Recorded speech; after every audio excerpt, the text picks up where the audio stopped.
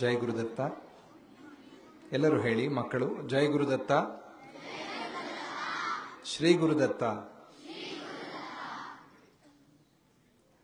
ಗುರುರ್ ಬ್ರಹ್ಮ ಗುರುರ್ ವಿಷ್ಣು ಗುರುರ್ದೇವೋ ಮಹೇಶ್ವರಃ ಗುರು ಸಾಕ್ಷಾತ್ ಪರಂ ಬ್ರಹ್ಮ ತಸ್ಮೈ ಶ್ರೀ ಗುರವೇ ನಮಃ.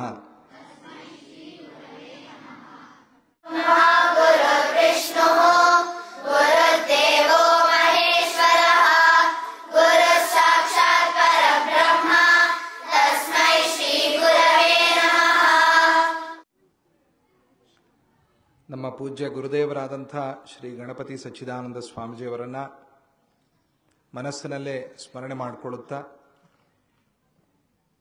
ಈ ಪವಿತ್ರವಾದಂಥ ವಾತಾವರಣದಲ್ಲಿ ತುಂಬ ಸಂತೋಷ ಆಗಿದೆ, ತುಂಬ ಬೇಜಾರಾಗಿದೆ.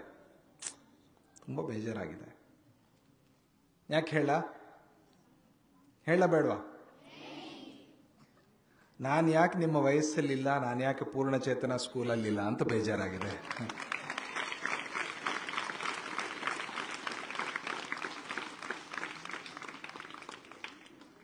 ಎಷ್ಟು ಚೆನ್ನಾಗಿದೆ ಈ ಶಾಲೆ. ನೀವೆಲ್ಲ ಎಷ್ಟು ಅದೃಷ್ಟವಂತರು ಮಕ್ಕಳು. ಈ ವಯಸ್ಸಲ್ಲಿರೋದೇ ಒಂದು ಅದೃಷ್ಟ. ಈ ವಯಸ್ಸಿನಲ್ಲಿ ಶಾಲೆಗೆ ಹೋಗೋದೇ ಒಂದು ಅದೃಷ್ಟ.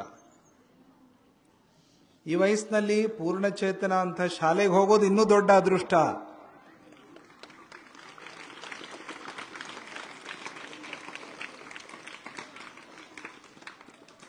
ಕೆಲವೆಲ್ಲ ಸ್ಕೂಲ್ಗಳು ಹೇಗಿರುತ್ತೆ ಗೊತ್ತಾ? ನೀವು ಕೂತಿದ್ದೀರಲ್ಲ, ಇಷ್ಟೇ ಜಾಗ, ಅಲ್ಲೇ ಓದೋದು, ಅಲ್ಲೇ ಆಡೋದು, ಅಲ್ಲೇ ಮಲ್ಕೊಳ್ಳೋದು, ಅಲ್ಲೇ ಜಗಳ ಕಾಯೋದು, ಎಲ್ಲ ಅಲ್ಲೇ. ಆದರೆ ನೀವು ನೋಡಿ ಎಷ್ಟು ಚೆನ್ನಾಗಿರೋ ವಾತಾವರಣದಲ್ಲಿದ್ದೀರಿ.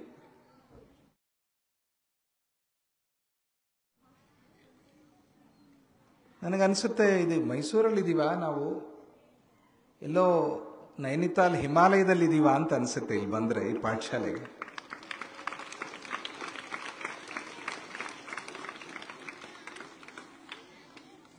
ಈ ಥರದ ಪಾಠಶಾಲೆಗಳಲ್ಲಿ ಓದಕ್ಕೆ ಲಕ್ಷಗಟ್ಟಲೆ ಕೋಟಿಗಟ್ಟಲೆ ಡೊನೇಷನ್ ಕೊಟ್ಟು ಹೋಗ್ತಾರೆ ಗೊತ್ತಾ, ಹಣವಂತರು. ಡೆಹ್ರಾಡೂನ್, ನೈನಿತಾಲ್, ಊಟಿ ಇಂಥ ಕಡೆ ಎಲ್ಲ ಲಕ್ಷಗಟ್ಟಲೆ ಕೊಟ್ಟು ಹೋಗ್ತಾರೆ.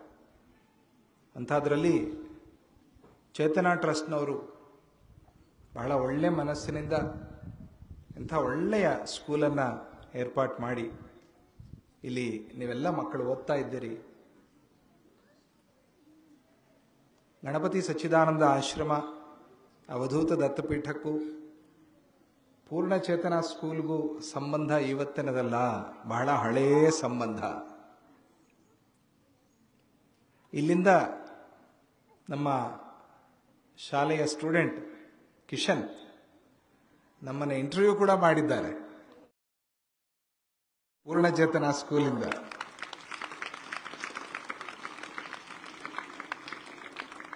ಅದು ನನಗೂ ಮೊದಲನೇ ಪಾಡ್ಕಾಸ್ಟ್. ಅವ್ರಿಗೆ ಮತ್ತೆ ಎಕ್ಸ್ಪೀರಿಯನ್ಸ್ ಇತ್ತೋ ಏನೋ ಗೊತ್ತಿಲ್ಲ, ಆದರೆ ಬಹಳ ಎಕ್ಸ್ಪೀರಿಯನ್ಸ್ಡ್ ಆಗಿ ಕಾಣಿಸಿದ್ರು. ನಾನು ನಮ್ಮ ದರ್ಶನ್ ಅವರಿಗೆ, ಮಾಧುರ್ಯ ಅವ್ರಿಗೆ ಅದೇ ಹೇಳಿದೆ, ಏನಪ್ಪ ಹೀಗಿದ್ದಾರೆ ಸ್ಟೂಡೆಂಟ್ಸು, ಬಹಳ ಶಾರ್ಪ್ ಆಗಿದ್ದಾರೆ ಅಂತ. ಹಾಗೇ ಇರಬೇಕು ವಿದ್ಯಾರ್ಥಿಗಳು.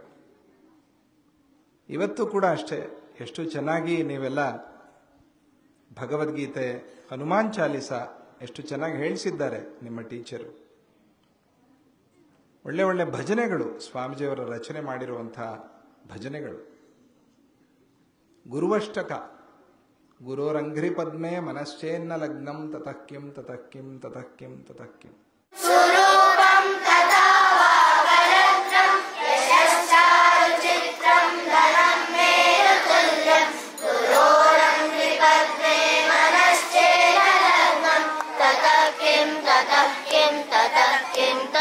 ನಾನು ಹೇಳಿದೆ ಬರ್ತೀನಿ, ಖಂಡಿತ ಬರಬೇಕು ಅಂತಿದೆ ಶಾಲೆಗೆ. ಎಲ್ಲದಕ್ಕೂ ಒಂದು ಸಮಯ ಇರುತ್ತೆ. ಆ ಸಮಯಕ್ಕೋಸ್ಕರ ನಾವು ಕಾಯಬೇಕು. ಇವತ್ತು ಗುರುವಾರ, ಅದಕ್ಕೆ ಇವತ್ತು ಇಲ್ಲಿ ಬಂದಿದ್ದೆ.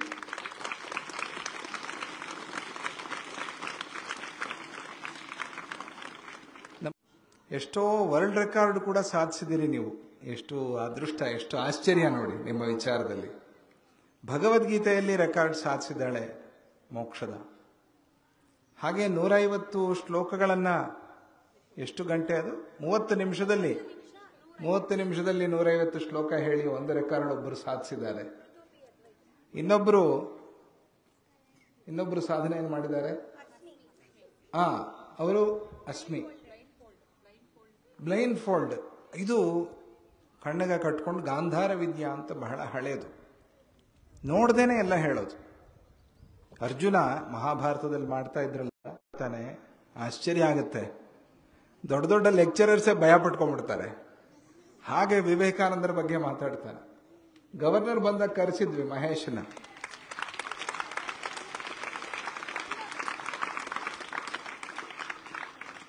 ಅವರು ಮತ್ತೆ ಇನ್ನೊಂದು ಕೀಬೋರ್ಡ್ ನುಡಿಸ್ತಾನೆ ಬ್ರಹ್ಮಾಂಡವಾಗಿ. ಯಾರೋ AR ರೆಹಮಾನು ಇವರುಗಳ ತರ ಕೀಬೋರ್ಡ್ ನುಡಿಸ್ತಾನೆ ಬ್ರಹ್ಮಾಂಡವಾಗಿ. ರೋಷನ್ ಅದ್ಭುತವಾಗಿ. ಅವ್ರಿಗೊಂದು ರೆಕಾರ್ಡ್. ಈ ಎಲ್ಲ ರೆಕಾರ್ಡ್ಗಳ ಜೊತೆಯಲ್ಲಿ ಇದೆಲ್ಲ ಇಂಡಿವಿಜುವಲ್ ಆಗಿ ತೆಕ್ಕೊಂಡಿರೋ ರೆಕಾರ್ಡ್ಗಳಾದ್ರೆ, ಇನ್ನು ಮ್ಯಾರಥಾನ್ ಗ್ರೂಪ್ ರೆಕಾರ್ಡ್ ಕೂಡ ಮಾಡ್ಕೊಂಡಿದ್ದೀರಿ ನೀವು. ಎಷ್ಟು ಜನ ಮಕ್ಕಳು ಅಮ್ಮ? 214 ಜನ. ಒಬ್ಬೊಬ್ಬರು ಹಾಗೆ ಹಾಗೆ ಹಾಗೆ ಹಂಚಿಕೊಂಡು 16 ಗಂಟೆ ನೀವು ಪಾರಾಯಣ ಮಾಡಿ, ಅದೊಂದು ರೆಕಾರ್ಡಿಗೆ ಹೊಸದಾಗಿ ಬಂದಿದೆ ನಮ್ಮ ಶಾಲೆಗೆ. ಓಹೋ, ಎಲ್ಲ ಬರೀ ಅಚೀವ್ಮೆಂಟ್ಗಳೇ ಕಾಣಿಸ್ತಾ ಇದೆ. ಅದೇ ಬೇಕಾಗಿರೋದು. ಸಾಧನೆಯನ್ನು ಮಾಡಬೇಕು. ನಾವು ಚೆನ್ನಾಗಿ ಸಾಧನೆ ಮಾಡಬೇಕು. ಯಾವತ್ತೂ ಯೋಚನೆ ಮಾಡ್ಬೇಕು ನಾವು ಏನು ಸಾಧಿಸ್ಬೋದು, ಏನು ಸಾಧನೆ ಮಾಡ್ಬೋದು ಅಂತ. ತಿನ್ನೋದು, ಮಲಗೋದು, ಫೈಟಿಂಗ್ ಮಾಡೋದು ಎಲ್ಲ ಇದ್ದೇ ಇದೆ. ಸಾಧನೆ ಮಾಡಬೇಕು ನಾವು. ಅವರ ಮಕ್ಕಳು ಅಂತ ಹೇಳಬಾರ್ದು. ಯಾರೋ ಕೃಷ್ಣಪ್ಪನವ್ರ ಮಕ್ಕಳು, ಯಾರೋ ರಾಮಯ್ಯನವ್ರ ಮಕ್ಕಳು, ಯಾರೋ ಶಾರದಮ್ಮನವ್ರ ಮಕ್ಕಳು ಅಂತ ಹೇಳೋದಲ್ಲ. ಇವರ ತಾಯಿ ಶಾರದಮ್ಮನವರು ಅನಿಸ್ಕೋಬೇಕು ನೀವು. ಇವರ ತಾಯಿ ಕೃಷ್ಣಪ್ಪನವರು ಅನಿಸ್ಕೋಬೇಕು ನೀವು. ಇವರ ತಂದೆ ಕೃಷ್ಣಪ್ಪನವರು ಅನಿಸ್ಕೋಬೇಕು. ಅದು ಸಾಧನೆ. ನಮ್ಮಿಂದ ನಮ್ಮ ಮನೆ, ನಮ್ಮ ವಂಶ ಎಲ್ಲವೂ ಕೂಡ ಗುರುತಿಸ್ಕೊಳ್ಬೇಕು. ಅವ್ರು ಹೇಳ್ತಾರೆ, ಸಾಧನೆ ಮಾಡದೆ ಸಾಧನೆಯನ್ನು ಮಾಡಬೇಕು. ಸಾಧನೆ ಮಾಡದೆ ಸತ್ತೋಗ್ಬಿಟ್ವಿ ಅಂತ ಇಟ್ಕೊಳ್ಳಿ. ಸಾಧನೆಯನ್ನು ಮಾಡಲಿಲ್ಲ, ಸತ್ತೋಗ್ಬಿಟ್ವಿ. ಎಲ್ಲರೂ ಹೋಗ್ತೀವಿ. ಸಾಧನೆ ಮಾಡದೆ ಸತ್ತರೆ ಸಾವಿಗೆ ಅವಮಾನ. ಏನು ಹೇಳಿ? ಸಾಧನೆ ಮಾಡದೆ ಸತ್ತರೆ ಸಾವಿಗೆ ಅವಮಾನ. ಆದರ್ಶ ಇಲ್ಲದೆ ಬದುಕಿದರೆ ಬದುಕಿಗೆ ಅವಮಾನ. ಎಷ್ಟು ಚೆನ್ನಾಗಿದೆ ನೋಡಿ. ಆದರ್ಶ ಇಲ್ಲದೆ ಬದುಕಿದ್ರೆ ಬದುಕಿಗೆ ಅವಮಾನ. ಆದರ್ಶ ಬೇಕು, ಸಾಧನೆ ಬೇಕು. ಗೊತ್ತಾಯ್ತು? ಅದಕ್ಕೆ ಬಹಳ ಮುಖ್ಯ ವಿದ್ಯೆ. ಚೆನ್ನಾಗಿ ಓದಬೇಕು. ನೋಡಿ ಎಂಥ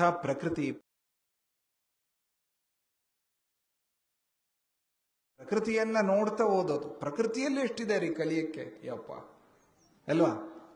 ಪ್ರಕೃತಿಯಲ್ಲಿ ಎಷ್ಟಿದೆ. ನೀವು ಗಿಡ ಮರಗಳ ಮೇಲೆ ಯಾವ್ದಾದ್ರು ಒಂದು ಆರ್ಟಿಕಲ್ ಬರೆದಿದ್ದೀರಾ? ಬರೀಬೇಕು. ನೆಕ್ಸ್ಟ್ ಅದು ಮಾಡಿ. ಒಂದು ಮರ ನೋಡಿ, ಈ ಮರ ನೋಡ್ತಾ ಇದ್ದೀರಿ. ನಾವೆಲ್ಲ ಹೀಗೆ ಕೂತಿದ್ವಿ. ಏನು ಮೇಲೇನು ಶಾಮ್ಯಾನ ಹಾಕಿಲ್ಲ, ಆಚ್ಛಾದನ ಏನಿಲ್ಲ, ಹಾಗೇ ಕೂತಿದ್ವಿ ಅಲ್ವಾ? ಹಾಗೆ ಕೂತ್ವಿ. ಅಲ್ಲಿ ಹೋಗಿ ಕೂರಕ್ಕಾಗತ್ತಾ ಏನ್ರಿ? ಬಿಸಿಲಿದೆ, ಅಲ್ಲಿ ಕೂರಕ್ಕಾಗತ್ತಾ ಹೇಳಿ? ಕೂರ್ಬೋದು. ಎಷ್ಟೊತ್ತು? ಅಬ್ಬಬ್ಬ ಅಂದ್ರೆ ಒಂದು 10 ನಿಮಿಷ, ಒಂದು ಅರ್ಧ ಗಂಟೆ ಕೂತ್ಕೋಬಹುದು. ಆಮೇಲೆ ತುಂಬಾ ಬಿಸಿಲು ಕಂಡ್ರಿ ಅನ್ಸುತ್ತೆ. ಇವಾಗ ಇಲ್ಲಿ ಕೂತಿದ್ದೀವಿ, ಏನ್ ಕಾರಣ? ನೆರಳು ಅಲ್ವಾ? ನೆರಳು ಎಲ್ಲಿಂದ ಬಂತು? ಮರಗಳು. ಏನೂ ಹಾಕಿಲ್ಲ, ಮರ ನಮಗೆ ನೆರಳು ಕೊಡ್ತಾ ಇದೆ, ಸಾಕು. ಅಲ್ಲಿಂದ ಗಾಳಿ ಬರ್ತಾ ಇದೆ, ಸಾಕು. ನೋಡಿ, ಮರ ನೆರಳು ಕೊಡುತ್ತೆ. ನಾವು ಯಾವಾಗ ನೀರು ಹಾಕಿರ್ತೀವಿ, ಏನೋ ಸಣ್ಣ ವಯಸ್ಸಿನಲ್ಲಿ ಸ್ವಲ್ಪ ನೀರು ಹಾಕಿರ್ತೀವಿ, ಆ ನೀರನ್ನ ಜ್ಞಾಪಕ ಇಟ್ಕೊಂಡು, ಯಾವಾಗಲೋ ಸಣ್ಣ ವಯಸ್ಸಿನಲ್ಲಿ ಹಾಕಿರೋ ನೀರನ್ನು ಜ್ಞಾಪಕ ಇಟ್ಕೊಂಡು ಶಿರಸಿ ನಿಹಿತ ಭಾರ ನಾರಿಕೇಳ ನರಾಣಾಂ ದದತಿ ಜಲ ಮನಲ್ಪಾಸ್ವಾದ ಮಾಜೀವಿತಾಂತಂ ನಹಿ ಕೃತಂ ಉಪಕಾರಂ ಸಾಧವೋ ವಿಸ್ಮರಂತಿ. ಯಾವುದೋ ಸಣ್ಣ ವಯಸ್ಸಿನಲ್ಲಿ ನಾವು ಉಪ್ಪು ನೀರು ಹಾಕಿರ್ತೀವಿ ರೀ. ತೆಂಗಿನ ಮರಕ್ಕೆ ಏನು ಹಾಕ್ತಾರೆ ಹೇಳಿ? ಉಪ್ಪು ಹಾಕ್ತಾರೆ, ಗೊತ್ತಾ? ತೆಂಗಿನ ಮರ ಸಾಯಬಾರ್ದು ಅಂತ ಉಪ್ಪು ಹಾಕ್ತಾರೆ. ತೆಂಗಿನ ಸಸಿ ನೆಡಕ್ ಮುಂಚೆ ಉಪ್ಪು ಹಾಕಿ ತೆಂಗಿನ ಸಸಿ ನೆಡ್ತಾರೆ. ನೋಡಿ, ಆ ಉಪ್ಪು ಹಾಕಿದೀವಿ ನಾವು. ಉಪ್ಪು ನೀರು ಯಾರು ಕುಡಿತಾರೇನ್ರಿ? ಕೊಟ್ರೆ ಕುಡಿತೀರ ನೀವು? ಕುಡಿಯೋದು ಒಳ್ಳೆ ಮಿನರಲ್ ವಾಟರ್ ಕೊಟ್ರೆ ನಾವು ಅಸಹಿಸ್ಕೋತೀವಿ, ಇನ್ನೂ ಚೆನ್ನಾಗಿರ್ಬೇಕು ಅಂತ. ಉಪ್ಪು ನೀರು ಕುಡಿತೀವ? ಇಲ್ಲ. ಅದಕ್ಕೆ ನಾವು ಉಪ್ಪು ನೀರು ಹಾಕಿದ್ರು ಕುಡಿಯುತ್ತೆ. ಕುಡಿದು ನೆತ್ತಿ ಮೇಲೆ ನೀರಿಟ್ಕೊಂಡು ನಮಗೇನು ಕೊಡುತ್ತೆ?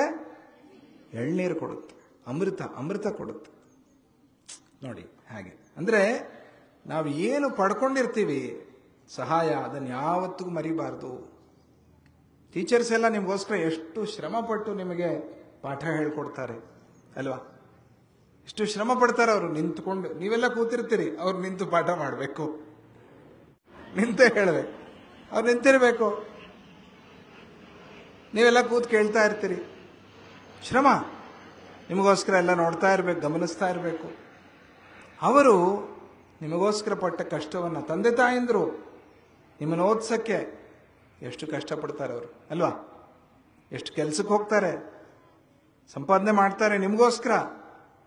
ನೀವು ಚೆನ್ನಾಗಿರಬೇಕು, ಚೆನ್ನಾಗಿ ಓದಬೇಕು ಅಂತ. ಯಾವತ್ತಿಗೂ ಮರಿಬೇಡಿ ಮಕ್ಕಳ. ತಂದೆ ತಾಯಂದ್ರನ್ನ, ಗುರುಗಳನ್ನ, ನಮಗೆ ಒಳ್ಳೇದು ಮಾಡಿದವ್ರನ್ನ ಯಾವತ್ತಿಗೂ ನಾವು ಮರಿಬಾರ್ದು. ಏನು ಹೇಳಿ ಪಾಠ?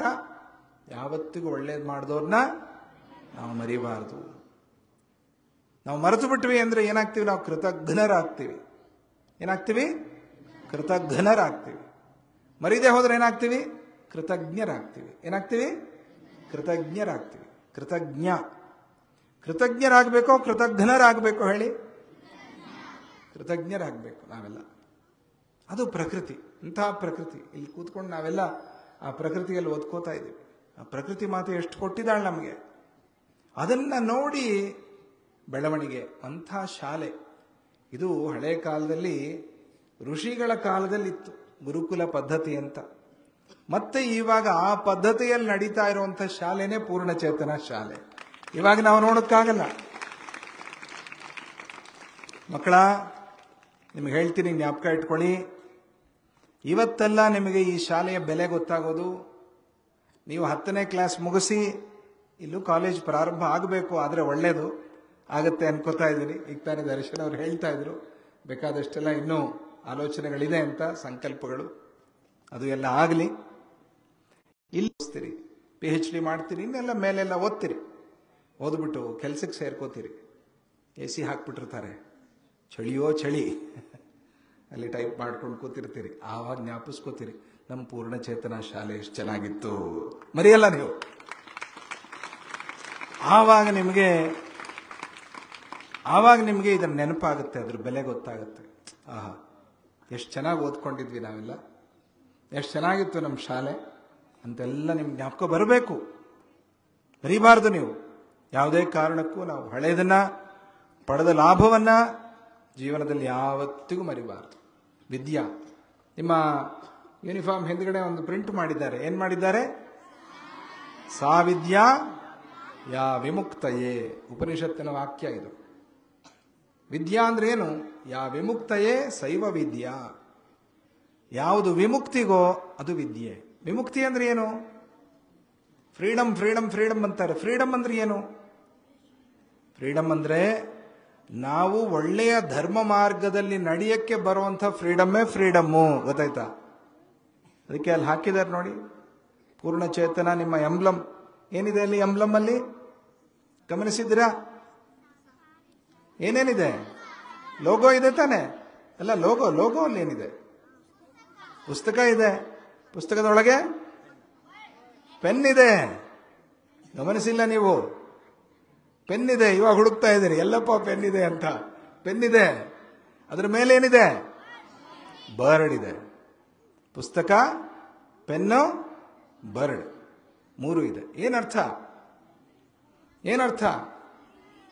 ನಾವು ಇಲ್ಲಿದ್ದು ಪುಸ್ತಕ ತೆಗೆದು ಓದಬೇಕು.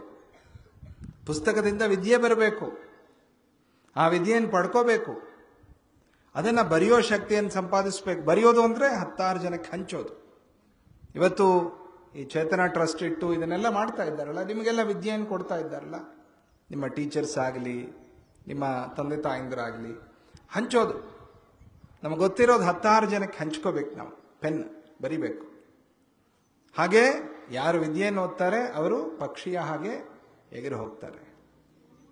ಪಕ್ಷಿ ನೋಡಿದ್ದೀರಾ ಹೇಗಿರುತ್ತೆ? ಶುಕವನ ಬಂದಿದ್ರ ನೀವೆಲ್ಲ? ಯಾರ್ಯಾರು ಬಂದಿರಿ ಕೈ ಎತ್ತಿ ಒಂದ್ಸಲ. ಎಲ್ಲರೂ ಬಂದಿದ್ರು. ಸ್ಕೂಲ್ ಒಂದ್ಸಲ ಎಕ್ಸ್ಕರ್ಷನ್. ಹಾ ಕೈ ಇಳಿಸಿ. ಮತ್ತೊಂದ್ಸಲ ಬರೋರಂತೆ. ಇವಾಗೆಲ್ಲ ಸ್ವಲ್ಪ ರಿಪೇರ್ ಎಲ್ಲ ಆಗ್ತಾ ಇದೆ, ಕೆಲಸಗಳು ಸ್ವಾಮೀಜಿಯವರು ಮಾಡಿಸ್ತಾ ಇದ್ದಾರೆ. ಎಲ್ಲ ಬರಬೇಕು ಒಂದ್ಸಲ ಶುಕವನ. ನೋಡಿ, ಪಕ್ಷಿಯನ್ನು ನೋಡಿ ಎಷ್ಟು ಕಲಿಯಬಹುದು. ಪಕ್ಷಿ ಯಾವತ್ತೂ ಸೋಲೊಪ್ಪೋದಿಲ್ಲ. ಒಪ್ಪುತ್ತಾ ಸೋಲು? ಯಾವತ್ತೂ ಸೋಲೊಪ್ಪಲ್ಲ. ಒಂದು ಮರದ ಮೇಲೆ ಗೂಡಿಟ್ಟಿರುತ್ತೆ, ನಾವು ನೋಡೋದೇ ಇಲ್ಲ, ಮರ ಕಡ್ದು ಹಾಕ್ಬಿಡ್ತೀವಿ, ಬಿದ್ದು ಹೋಗುತ್ತೆ. ಏನು ಮಾಡುತ್ತೆ? ಬೈಯುತ್ತಾ? ಬೈಯಲ್ಲ, ಎಗರು ಹೋಗುತ್ತೆ, ಇನ್ನೊಂದು ಕಡೆಗೆ ಹೋಗುತ್ತೆ. ಇಲ್ಲೊಂದು ದಿವಸ ನೀರಿಟ್ಟಿರ್ತಾರೆ, ನಾಳೆ ನೀರೇ ಇಡೋಲ್ಲ, ಬರುತ್ತೆ, ಅಯ್ಯೋ ನೀರಿಲ್ಲ, ಏನು ಬೇಜಾರು ಮಾಡ್ಕೊಳ್ಳಲ್ಲ, ಬೈಯಲ್ಲ, ನೀರಿಡೋ ಕಡೆ ಹುಡುಕೊಂಡು ಹೋಗುತ್ತೆ. ಹೌದಲ್ವೋ? ಎಂಥ ಪಕ್ಷಿ ರೀ ಅದು! ಎಷ್ಟು ಸಹನೆ, ಎಷ್ಟು ಶಕ್ತಿ ಅದಕ್ಕೆ! ನೋಡಿದರೆ, ಗಮನಿಸಿದರೆ ಪಕ್ಷಿ. ಅದಕ್ಕೆ ಪ್ರಾಣ ಪಕ್ಷಿ ಅನ್ನೋದು. ಒಳಗಿರೋದು ಪ್ರಾಣ ಪಕ್ಷಿ. ಈ ಪ್ರಾಣ ಪಕ್ಷಿ ಅದಕ್ಕೆ ಪಕ್ಷಿ. ಪಕ್ಷಿಯ ಹಾಗಿರ್ಬೇಕು ನಾವು ಅಂತ. ವಿಷ್ಣುಮೂರ್ತಿ ಎಲ್ಲಿ ಕೂತಿದ್ದಾರೆ? ವಿಷ್ಣುಮೂರ್ತಿ ವಾಹನ ಯಾವುದು? ಗರುಡ, ಪಕ್ಷಿ ತಾನೆ. ಸುಬ್ರಹ್ಮಣ್ಯ ಸ್ವಾಮಿ ವಾಹನ ಯಾವುದು? ನವಿಲು, ಪಕ್ಷಿ ತಾನೆ. ಸರಸ್ವತಿ ಅಮ್ಮನವ್ರ ವಾಹನ ಯಾವುದು? ಹಂಸ, ಪಕ್ಷಿ ತಾನೆ. ನೋಡಿದ್ರ? ಇವರೆಲ್ಲ ಪಕ್ಷಿ ವಾಹನ ಮಾಡ್ಕೊಂಡಿದ್ದಾರೆ ದೇವತೆಗಳು. ಏನ್ ಕಾರಣ? ಪಕ್ಷಿ ಅಂತದ್ದು, ಅದರಲ್ಲಿ ಆ ಥರದ ಶಕ್ತಿ ಇದೆ. ಎಷ್ಟು ತಾಳ್ಮೆ, ಎಷ್ಟು ಸಹನೆ. ಆ ಮೊಟ್ಟೆಯಲ್ಲೇ ಬೆಳ್ಕೊಳ್ಳುತ್ತೆ ಅದು. ನಾವೆಲ್ಲ ಒಂದ್ಸಲ ಹುಟ್ಟುತ್ತೀವಿ, ಪಕ್ಷಿ 2 ಸಲ ಹುಟ್ಟುತ್ತೆ. ಹೌದಾನೆ? ಪಕ್ಷಿ ಎಷ್ಟು ಸಲ ಹುಟ್ಟುತ್ತೆ? 2 ಸಲ ಹುಟ್ಟುತ್ತೆ. ಹೌದಾ? ಇವಾಗ ಯೋಚನೆ ಮಾಡ್ತೇವೆ, ಹೌದಲ್ಲ ಅಂತ. 2 ಸಲ ಹುಟ್ಟುತ್ತೆ ಪಕ್ಷಿ. ಅದಕ್ಕೆ ದ್ವಿಜ ಅಂತ ಹೆಸರು ಪಕ್ಷಿಗೆ ಸಂಸ್ಕೃತದಲ್ಲಿ. ತಾಯಿ ಗರ್ಭದಿಂದ ಒಂದ್ಸಲ ಬರುತ್ತೆ, ಆಗೋಯ್ತಲ್ಲ ಮೊಟ್ಟೆ. ಆಮೇಲೆ ಏನಾಗುತ್ತೆ? ಮೊಟ್ಟೆ ಹ್ಯಾಚ್ ಆಗ್ಬೇಕಲ್ಲ, ಮೊಟ್ಟೆ ಹ್ಯಾಚ್ ಹೊಡಿಬೇಕಲ್ಲ. ಹೊಡಿಯೋವರೆಗೆ ಒಳಗೇನಾಗುತ್ತೆ? ಬೆಳೆಯುತ್ತೆ, ಬೆಳೆಯುತ್ತೆ. ಪಕ್ಷಿ ಒಳಗೆ ಬೆಳೆಯುತ್ತೆ. ಒಳಗೆ ಬೆಳೆಯುವಾಗ ಎಷ್ಟು ತಾಳ್ಮೆ, ಎಷ್ಟು ಸಹನೆ. ಚೆನ್ನಾಗಿ ಒಳಗೆ ತಯಾರಾಗಿ ಪಕ್ಷಿ ಹೊಡೆದು, ಮೊಟ್ಟೆ ಹೊಡೆದು ಹೊರಗೆ ಬರಬೇಕು. ಬಂದಾಗ ಗರುಡನ ಹಾಗೆ ಹಾರೋದು. ಅದೇ ಅಲ್ಲಿ ತೋರಿಸ್ತಾ ಇರೋದು. ಲೋಗೋ ಅಲ್ಲಿ ಗರುತ್ಪಂಥ ಅನ್ಕೊಳ್ಳಿ, ಹಂಸ ಅನ್ಕೊಳ್ಳಿ, ನವಿಲ್ ಅನ್ಕೊಳ್ಳಿ, ಎಲ್ಲ ಥರ ಸೂಚನೆಗಳನ್ನು ಮಾಡ್ತಾ ಅಲ್ಲಿ ಆ ಲೋಗೋ ಎಂಬ್ಲಮ್ ಮಾಡಿದ್ದಾರೆ. ಪಕ್ಷಿ ಆ ಥರದ ಪಕ್ಷಿಯಾಗಿ ನಾವು ಹಾರಿ ಹೋಗಬೇಕು ಅಂದರೆ ಇದು ನಮಗೆ ಇಲ್ಲಿ ಸೇರಿಸಿದ್ದಾರೆ. ನಾವು ಒಂದು ಬ್ರಹ್ಮಾಂಡ, ಒಂದು ಅಂಡ ಅಂದರೆ ಏನೋ ಒಂದು ಮೊಟ್ಟೆ. ಮೊಟ್ಟೆಯಲ್ಲಿ ಇದ್ದೀವಿ ನಾವೆಲ್ಲ. ಅಂದರೆ ಸ್ಕೂಲ್ ಒಂದು ಮೊಟ್ಟೆ. ಆತರ ಪಡಬಾರ್ದು. ನಿಧಾನಕ್ಕೆ ನಿಧಾನಕ್ಕೆ ಇಲ್ಲೆಲ್ಲ ಕಲಿತು ನಾವು ತಯಾರಾಗಿ ಆಮೇಲೆ ಹೊರಗೆ ಹಾರಿ ಹೋಗೋದು. ತಯಾರಾಗದೆ ಹೋಗಬಾರ್ದು. ಅದಕ್ಕೆ ಪೂರ್ಣ ಚೇತನ ಬೇಕು ನಮಗೆ. ಶೂನ್ಯ ಚೇತನ ಆಗಬಾರ್ದು. ಏನೂ ಇಲ್ಲ, ನಿಲ್ಲಂತ. ಎಲ್ಲ ಓದಿದ್ದಾನೆ, 100ಗೆ 100 ತಕ್ಕೊಂಡಿದ್ದಾನೆ. ಮಾರ್ಕೆಟ್ಗೆ ಹೋಗಿ ಒಂದು ಪ್ಯಾಕೆಟ್ ಹಾಲು ತೊಗೊಂಬಾರೋ ಅಂದರೆ ನಂಗೆ ಗೊತ್ತಿಲ್ಲ ಅಮ್ಮ ಅಂತಾನೆ. ಇವನಿಗೆ ಅವನಿಪ್ಪ ಇದು, ನನಗೆ ಗೊತ್ತಿಲ್ಲ ಅಮ್ಮ, ಎಲ್ಲಿ ಸಿಗುತ್ತೆ ಹಾಲು ಅಂತ ಗೊತ್ತಿಲ್ಲ. ಏನಪ್ಪ ಏನಾದ್ರು ಸ್ವಲ್ಪ ಸಹಾಯ ಮಾಡೋ ನನಗೆ ಅಂದರೆ ಗೊತ್ತಿಲ್ಲ ಅಮ್ಮ ನನಗೆ. ಇಲ್ಲ, ಅದು ಗೊತ್ತಿರಬೇಕು ನಮಗೆ. ಪೂರ್ಣತೆ, ಎಲ್ಲದರಲ್ಲೂ ಪೂರ್ಣತೆ ಬೇಕು. ಪೂರ್ಣ ಚೇತನ. ಎಲ್ಲ ನೋಡ್ತಾ ಇವಿ ನಾವು. ಆಕಾಶ ಏನಿದೆ? ಆಕಾಶ ಏನು ನೋಡಿದ್ರ? ಪೂರ್ಣ, ಶೂನ್ಯ ಅಲ್ಲ. ಮೇಲೆ ನೋಡ್ಬಿಡಿ ಏನೋ ಶೂನ್ಯ ರೀ ಅಂತ. ಶೂನ್ಯ ಏನೂ ಇಲ್ಲ, ಎಲ್ಲವೂ ಪೂರ್ಣವೇ. ಪೂರ್ಣಮದಃ ಪೂರ್ಣಮಿದಂ ಪೂರ್ಣಾತ್ ಪೂರ್ಣಮುದಚ್ಯತೆ ಹೇಳ್ತಾರಲ್ಲ ನಿಮಗೆ. ಪೂರ್ಣಸ್ಯ ಪೂರ್ಣಮಾದಾಯ ಪೂರ್ಣಮೇವಾವಶಿಷ್ಯತೆ. ಪೂರ್ಣವೇ, ಎಲ್ಲ ಪೂರ್ಣ. ನಮ್ಮ ಜೀವನ ಪೂರ್ಣ ಮಾಡ್ಕೋಬೇಕು. ಆ ಪೂರ್ಣತೆ ಯಾವುದರಿಂದ ಬರುತ್ತೆ ಗೊತ್ತಾ? ವಿದ್ಯೆಯಿಂದ ಬರುತ್ತೆ. ಅದಕ್ಕೆ ಸಾ ವಿದ್ಯಾ ಯಾ ವಿಮುಕ್ತಯೇ. ಯಾವುದು ನಮ್ಮನ್ನ ವಿಮುಕ್ತಿ ಬಿಡಿಸುತ್ತೋ, ಯಾವುದರಿಂದ ನಾವು ಹಾಯಾಗಿ ಹಾರಿ ಹೋಗಬಹುದು. ಸ್ವಾಮೀಜಿಯವರು ಒಂದು ಕಡೆ ಹೇಳ್ತಾರೆ, ಉಡ್ಡೀಯ ದೂರಾದಪಯಾತು ಮಿಚ್ಛು ಸಖೇ ದುರಭ್ಯಾಸ ವನಾದ್ಯದಿತ್ವಂ ಶ್ರೀ ವಿಷ್ಣು ಸಂಕೀರ್ತನ ಸಾಧು ಸಂಘವು ಬಧಾನ ಪಕ್ಷಾವಿವ ರಾಜಹಂಸ. ನಿನಗೆ ಎಲ್ಲ ಪ್ರಪಂಚ ನೋಡ್ತೀವಿ ನಾವು, ಎಂತೆಂಥವ್ರಿದ್ದಾರೆ ಪ್ರಪಂಚದಲ್ಲಿ. ಕೆಟ್ಟವ್ರು ಇರ್ತಾರೆ, ಜೋಪಾನ. ಎಲ್ಲ ಒಳ್ಳೆಯವರೇ ಇಲ್ಲ, ಕೆಟ್ಟವ್ರು ಇದ್ದಾರೆ ಅಲ್ವಾ? ಇರ್ತಾರೆ. ನಾವೇನ್ ಮಾಡಬೇಕು ಕೆಟ್ಟವ್ರು ಇರುವಾಗ ಹೇಳಿ ಮಕ್ಕಳ? ಏನ್ ಮಾಡ್ಬೇಕು ಕೆಟ್ಟವರಿಂದ? ಬೇಷ್, ಚೆನ್ನಾಗಿದ್ದಾರೆ, ಬುದ್ಧಿವಂತರು. ಅಷ್ಟೇ ಬೇಕಾಗಿರೋದು. ಕೆಟ್ಟ ಜನದಿಂದ ದೂರ ಇರಿ ಅಷ್ಟೇ. ಕೆಟ್ಟ ಜನದ ಸಹವಾಸ ಮಾಡಬೇಡಿ, ಕೆಟ್ಟ ಜನದ ಚಿಂತೆ ಮಾಡಬೇಡಿ. ಕೆಟ್ಟವರು ಅಂತ ಬೇಡ, ಬೇಕಿಲ್ಲ. ಭಕ್ತಿಯಿಂದ ಇರಿ, ಪ್ರತಿ ದಿವಸ ಪ್ರಾರ್ಥನೆ ಮಾಡಿ. ಇವಾಗ ಹೇಳ್ಕೊಟ್ಟಿದಾರಲ್ಲ, ಚೆನ್ನಾಗಿ ಹಾಡಿದ್ರು. ಕೃಷ್ಣ ಭಜನೆ, ಗುರುವಷ್ಟಕ, ಹನುಮಾನ್ ಚಾಲೀಸ, ಭಗವದ್ಗೀತಾ ಎಲ್ಲ ಚೆನ್ನಾಗಿ ಹೇಳಿದ್ರು. ಎಲ್ಲ ಪ್ರತಿ ದಿವಸ ಹೇಳ್ಕೊಳ್ಳಿ, ಪ್ರತಿ ದಿವಸ ಹೇಳ್ಕೊಳ್ಳಿ, ಒಳ್ಳೆಯದು ನಿಮಗೆ. ಒಂದು 10 ನಿಮಿಷ ಭಗವಂತನ ಪ್ರಾರ್ಥನೆಯನ್ನು ಮಾಡಿ. ಯೇಷಾಂ ನ ವಿದ್ಯಾ ನ ತಪಃ ನ ದಾನಂ ಜ್ಞಾನಂ ನ ಶೀಲಂ ನ ಗುಣಃ ನ ಧರ್ಮಃ ತೇ ಮೃತ್ಯುಲೋಕೆ ಭುವಿ ಭಾರಭೂತಾಃ ಮನುಷ್ಯ ರೂಪೇಣ ಮೃಗಾಶ್ಚರಂತಿ. ಕೇಳಿದ್ದೀರಾ ಈ ಶ್ಲೋಕ?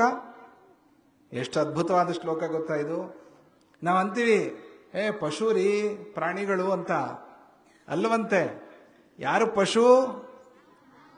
ನಾವಲ್ಲ. ನಾವು ಓದ್ಕೊಳ್ಳದೆ ಹೋದ್ರೆ ಪಶುಗಳಾಗ್ಬಿಡ್ತೀವಿ.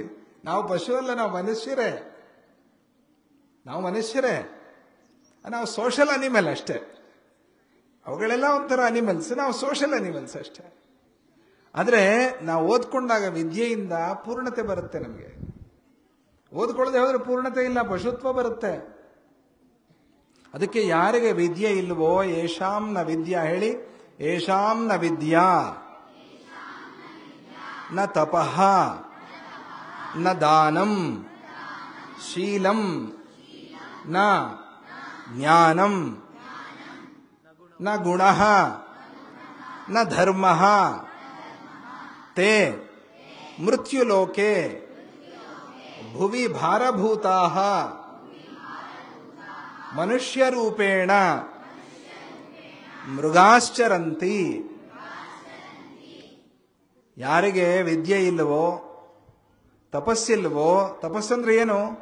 ಪ್ರತಿ ದಿವಸ ಒಂದು 10 ನಿಮಿಷ ಮೆಡಿಟೇಷನ್ ಮಾಡಿಸ್ತಾರಲ್ಲ ಇಲ್ಲಿ ನಿಮಗೆ, ಮೆಡಿಟೇಷನ್ ಮಾಡಬೇಕು. ಯಾರಿಗೆ ತಪಸ್ಸಿಲ್ವೋ, ಯಾರು ನನಗಿವೆಲ್ಲ ಬೇಡ ರೀ ಅಂತಾರೋ ಅಂಥವ್ರು ನ ವಿದ್ಯಾ ನ ತಪಃ ನ ದಾನಂ. ಯಾರು ದಾನ ಮಾಡೋದಿಲ್ವೋ, ನಾವು ತಂದ್ಕೊಂಡಿರ್ತೀವಿ ಡಬ್ಬ, ಪಾಪ ಒಬ್ಬರಿಗೆ ಡಬ್ಬನೇ ಇರಲ್ಲ, ಬಾಕ್ಸು. ಮತ್ತೆ ತಂದ್ಕೋತಾರ ಇಲ್ಲೇ ಕೊಡ್ತಾರ ಗೊತ್ತಿಲ್ಲ, ಸ್ಕೂಲಲ್ಲಿ ತಂದ್ಕೊಡ್ತಾರೆ. ತಂದ್ಕೊಂಡಾಗ ಪಾಪ ಅವನ ಬಾಕ್ಸಲ್ಲಿ ಏನೂ ಇಲ್ಲ, ಅವ್ರ ಅಮ್ಮನಿಗೇನೋ ಹುಷಾರಿಲ್ಲ, ಪಾಪ ಮನೆಯವ್ರಿಗೆ ಯಾರಿಗೂ ಮಾಡಿಕೊಡೋ ಶಕ್ತಿ ಇಲ್ಲ. ಅವನು ಖಾಲಿ ಡಬ್ಬ ತಂದ್ಕೊಂಡಿದ್ದಾನೆ, ಅಥವಾ ಏನೋ ಪಾಪ ಹಳೆಯದು ಪಳೆಯದು ಯಾವುದೋ ತಂದ್ಕೊಂಡಿದ್ದಾನೆ. ನೀನು ಡಬ್ಬ ಓಪನ್ ಮಾಡಿದ್ಕೊಳ್ಳೆ ಘಮ ಘಮ ವಾಸನೆ ಬಂತು. ಪಾಪ ನಿನ್ನ ಪಕ್ಕ ಕೂತ್ಕೊಂಡ್ಳು ಅವಳು, ನಿನ್ನ ಫ್ರೆಂಡು, ನಿನ್ನ ಯಾರೋ, ಮತ್ತೆ ಅವನು ಬಂದು ಕೂತ್ಕೊಂಡ, ಇಲ್ಲ ಆ ಹುಡುಗಿ ಬಂದು ಕೂತ್ಕೊಂಡ್ಲು. ಎಷ್ಟು ಚೆನ್ನಾಗಿದೆ ಕಣೋ ನಿನ್ನ ಡಬ್ಬ ವಾಸನೆ, ನನಗೆ ಸ್ವಲ್ಪ ಕೊಡೋ ಅಂದ ತಕ್ಷಣ ಕೊಡ್ಬೇಕು ನಾವು.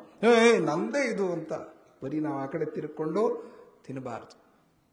ಹಂಚಿ ತಿನ್ನಬೇಕು, ಹಂಚಿಕೊಂಡು ತಿನ್ನಬೇಕು. ದಾನ. ನಮ್ಮ ಹತ್ರ ಏನಿದೆಯೋ, ನಮ್ಮ ಎದುರಿಗಿರೋರ ಹತ್ರ ಏನಿಲ್ಲವೋ ಅದನ್ನು ಹಂಚ್ಕೊಳ್ಬೇಕು ನಾವು. ದಾನಂ. ಯಾರಿಗೆ ದಾನ ಇಲ್ಲವೋ, ನ ವಿದ್ಯಾ ನ ತಪಃ ನ ದಾನಂ ಜ್ಞಾನಂ ನ ಶೀಲಂ. ಜ್ಞಾನ, ವಿದ್ಯಾ ಅಂದರೆ ಲೌಕಿಕ ವಿದ್ಯಾ, ಜ್ಞಾನಂ ಅಂದರೆ ಆಧ್ಯಾತ್ಮಿಕ ವಿದ್ಯಾ. ಕೇಳಿಸ್ಕೊಳ್ಳಿ, ಜ್ಞಾನಂ, ದಾನಂ, ಜ್ಞಾನಂ ನ ಶೀಲಂ. ಕ್ಯಾರೆಕ್ಟರ್ ಚೆನ್ನಾಗಿರ್ಬೇಕು, ಕ್ಯಾರೆಕ್ಟರ್ ಚೆನ್ನಾಗಿರ್ಬೇಕು, ಕಾಪಾಡ್ಕೋಬೇಕು ಅದನ್ನ. ಒಳ್ಳೆ ಮಾತಾಡ್ತಾರ್ರಿ, ಒಳ್ಳೆ ಆಲೋಚನೆ ಮಾಡ್ತಾರ್ರಿ, ನಗ್ನಗ್ತಾ ಇರ್ತಾರ್ರಿ, ಅದು ಕಾಪಾಡ್ಕೋಬೇಕು. ಗೊತ್ತಾಯ್ತಾ?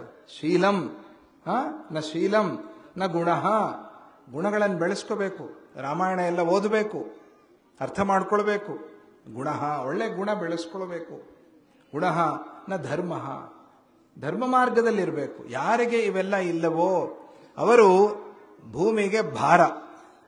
ಅವರೇನೋ ಭೂಮಿಗೆ ಭಾರ. ತೇ ಮೃತ್ಯುಲೋಕೆ ಭುವಿ ಭಾರಭೂತ. ಆ ಥರದವರು ಮನುಷ್ಯ ರೂಪದಲ್ಲಿ ಓಡಾಡುವಂಥ ಪಶುಗಳು. ನಾವು ಪಶು ಅಲ್ಲ. ಇದೆಲ್ಲ ಯಾರಿಗಿಲ್ವೋ ಅವರು ಮನುಷ್ಯ ರೂಪದಲ್ಲಿರೋ ಪಶುಗಳು. ಅದರಿಂದ ನಾವು ಮನುಷ್ಯ ರೂಪದ ಪಶುಗಳಾಗೋಣವೋ ಮನುಷ್ಯ ರೂಪದ ದೇವತೆಗಳಾಗೋಣವಾ ಹೇಳಿ? ಒಳ್ಳೆ ಬುದ್ಧಿವಂತರ್ರಿ ನೀವು. ಚೆನ್ನಾಗಿ ತಕ್ಷಣ ಹಿಡ್ಕೋತಾ ಇದ್ರಿ. ನಮ್ಮ ಚಿಕ್ಕ ವಯಸ್ಸಿನಲ್ಲಿ ಇಷ್ಟು ಬುದ್ಧಿ ಇರಲಿಲ್ಲ, ನಮಗೆ ಗೊತ್ತೇ ಆಗ್ತಿರ್ಲಿಲ್ಲ. ನಮಗೆ ಟೀಚರ್ಗಳು ಹೇಳೋದು ನಿಮಗೆಲ್ಲ ಚೆನ್ನಾಗಿ ಅರ್ಥ ಆಗ್ತಾ ಇದೆ. ಬುದ್ಧಿವಂತರು ನೀವೆಲ್ಲ. ಮನುಷ್ಯ ರೂಪದಲ್ಲಿರುವಂಥ ದೇವರುಗಳಾಗ್ಬೇಕು ನಾವು, ಗೊತ್ತಾಯ್ತಾ? ಇವೆಲ್ಲ ನಮ್ಮಲ್ಲಿದ್ದಾಗ ಮನುಷ್ಯ ರೂಪದ ದೇವರುಗಳಾಗ್ತೀವಿ ನಾವು. ಅವರೇ ದೇವರು ಅಷ್ಟೇ. ಒಳ್ಳೆಯದನ್ನು ಮಾಡಿ, ಒಳ್ಳೆಯದಾಗಿರಿ, ಚೆನ್ನಾಗಿರಿ. ಇನ್ನೊಬ್ಬರ ಬಗ್ಗೆ ಚಿಂತೆ ಮಾಡಬೇಡಿ. ಅವರಿಷ್ಟು ಸಾಧನೆ ಮಾಡಿದ್ರು ಆ ಜಲಸ್ ಅನ್ನೋದು ಫೀಲ್ ಆಗಬೇಡಿ ಯಾವತ್ತಿಗೂ. ಜಲಸಿ ಅನ್ನೋದು ನಿಮ್ಮ ಏಳಿಗೆ, ನಿಮ್ಮ ಡೆವಲಪ್ಮೆಂಟ್ಗೆ ಒಂದು ವಿಘ್ನ. ಅದರಿಂದ ಯಾರ ಮೇಲೂ. ಇಬ್ಬರು ಅಣ್ಣ ತಮ್ಮಂದಿರಿದ್ದರಂತೆ. ಒಬ್ಬ ವ್ಯವಸಾಯ ಮಾಡ್ಕೊಂಡಿದ್ದ, ಅವ್ರ ತಮ್ಮ ತಪಸ್ಸು ಮಾಡ್ಕೊಂಡಿದ್ದ. ಚೆನ್ನಾಗಿ ತಪಸ್ಸು ಮಾಡ್ದ. ದೇವರು ವ್ಯವಸಾಯ ಮಾಡ್ಕೊಂಡಿರೋವನಿಗೆ ಪ್ರತ್ಯಕ್ಷ ಆದರು, ತಮ್ಮನಿಗೆ ಪ್ರತ್ಯಕ್ಷ ಆಗಲಿಲ್ಲ.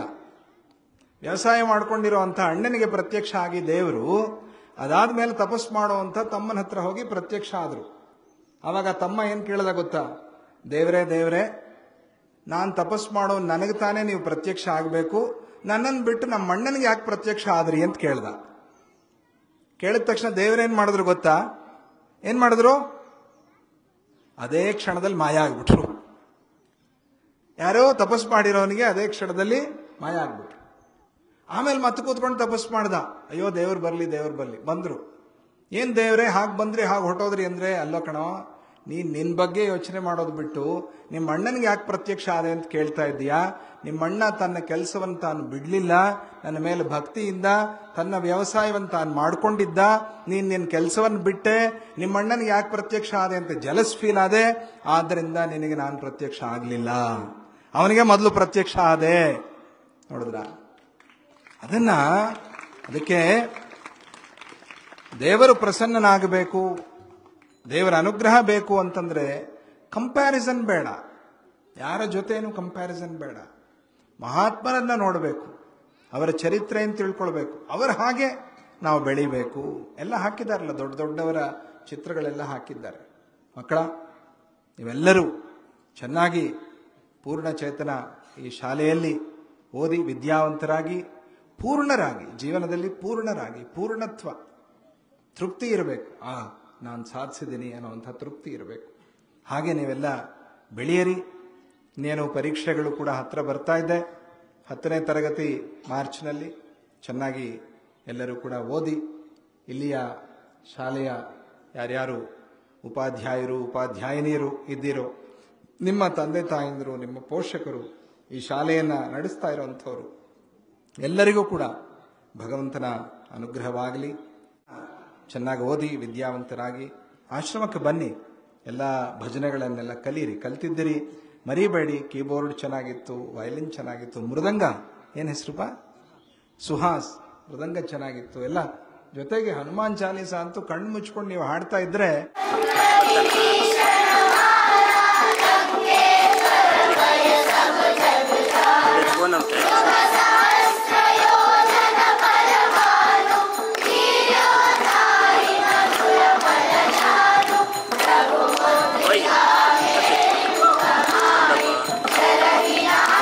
ಹನುಮಂತನೇ ಬಂದ್ಬಿಟ್ಟಿದ್ದ ಅಲ್ಲಿ. ನನಗಷ್ಟು ಹಾಗನ್ನಿಸ್ತು.